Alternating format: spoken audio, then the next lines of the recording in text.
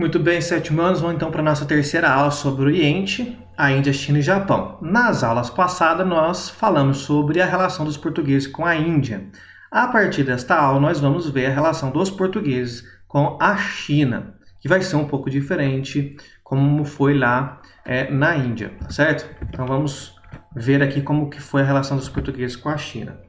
Gente, para começar, os chineses tinha o seu próprio território denominado como Império do Centro, ou seja, os próprios chineses chamavam o seu território de Império do Centro. Por quê? Porque eles acreditavam que o seu território estava no centro do mundo. Gente, isso já mostra como que eles se enxergavam com relação às outras nações.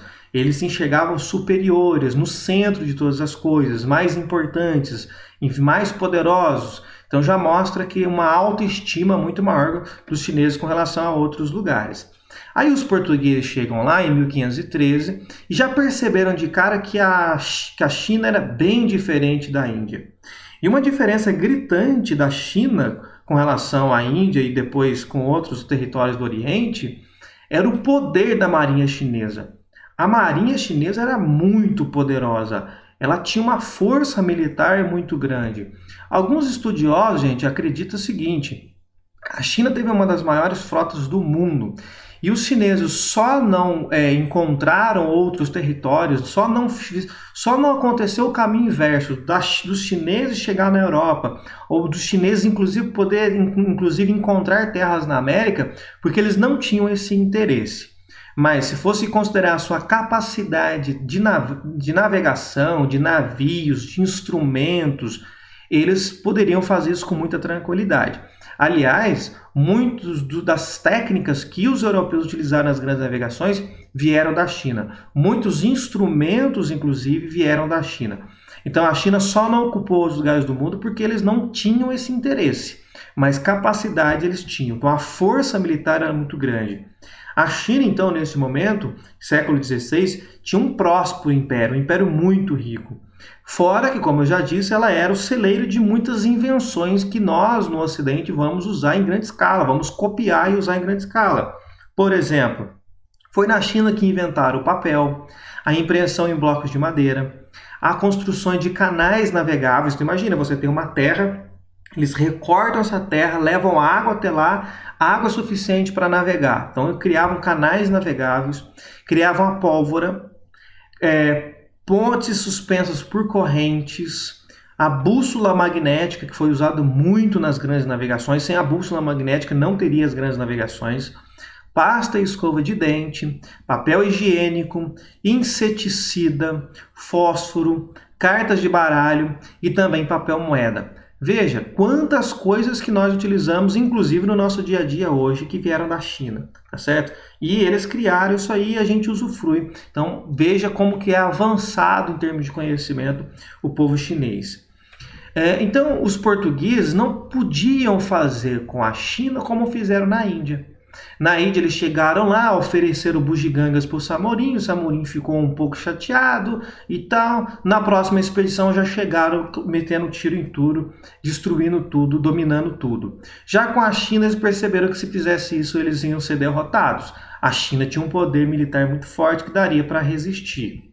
Então, qual que vai ser a alternativa? Se não dá para ir na pancadaria, eles vão pela diplomacia, ou seja, tentar acordos com os chineses. Só que esses acordos foram rejeitados pelos chineses, basicamente porque os portugueses não tinham nada de interessante para oferecer para os chineses. Então o que os portugueses fizeram?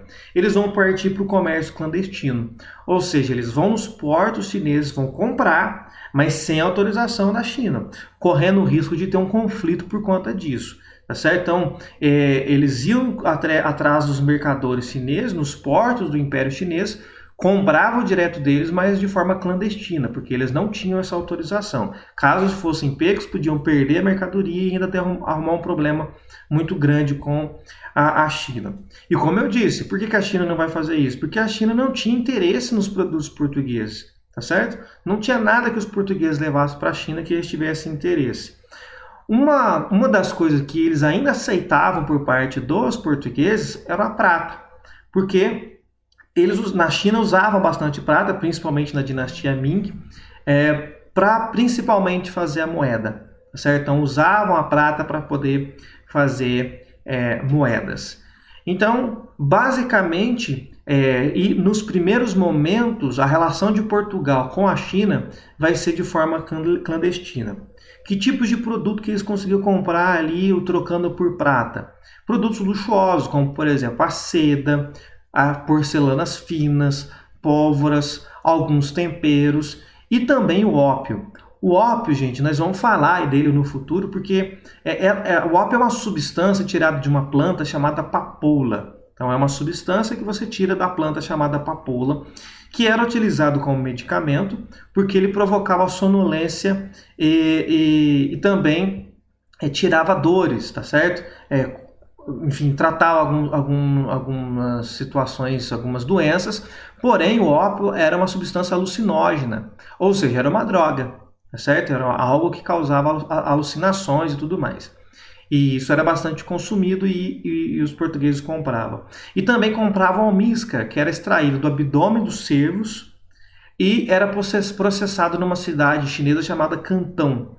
E esse almíscar era utilizado para a fabricação de perfume. Então, substâncias que você não encontrava em qualquer lugar, que tinha abundância lá na China e os portugueses compravam. Bem, com o passar do tempo, eles conseguiram estabelecer um acordo com o imperador, isso já em 1555, para construir um entreposto comercial numa ilha chamada Macau. Então, havia uma ilha chamada Macau, eles pediram autorização para o imperador para que eles pudessem construir ali feitorias, galpões, para poder usar como entreposto comercial. E aí, lá em Macau, eles fizeram então a sua feitoria e tal, e ergueram lá um portão dizendo o seguinte. Então a frase era exatamente essa: temam nossa grandeza e respeitem nossa virtude. Temam nossa grandeza e respeitem nossa virtude. Claro, servia como um aviso aos chineses, porque Portugal não queria se sentir inferior aos chineses, que era um império tão importante. Mas claro, quando você encontra alguém que você percebe que vai resistir, que tem força equiparada à sua, é melhor ter um pouco de cautela, porque senão pode ter sérios prejuízos. Bem, na próxima aula nós vamos continuar ainda nessa matéria falando agora do Japão, porque também, assim como foi diferente a relação entre Índia e China, haverá algumas diferenças também com relação à relação dos portugueses com o território japonês.